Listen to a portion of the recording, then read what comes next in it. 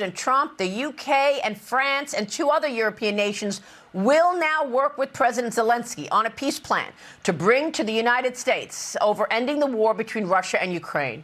Joining me now is the former Secretary of State and Fox News contributor, Mike Pompeo. Secretary, good to have you. Thanks very much for being here. So that fiery exchange in the White House has triggered Europe to finally get involved. Your reaction? Maria, it's great to be with you. Look, good for them. A little better late than never. They should have been at this for years. They should have done this alongside President Biden. I hope that their plan demonstrates the resolve that's necessary to get the deterrence, Maria, because after all, that's what was lost in the Biden administration, right? They didn't deter Vladimir Putin from attacking Europe, and that's what the Europeans need to figure out how to get back. They need to do it with President Zelensky and the Ukrainians.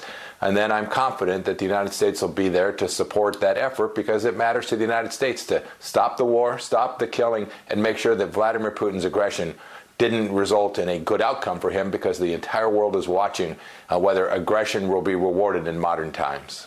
Secretary, there's a report out of Europe that says this Norway fuel giant, a large company in Norway, is refusing to fill U.S. submarines after the Trump-Zelensky clash.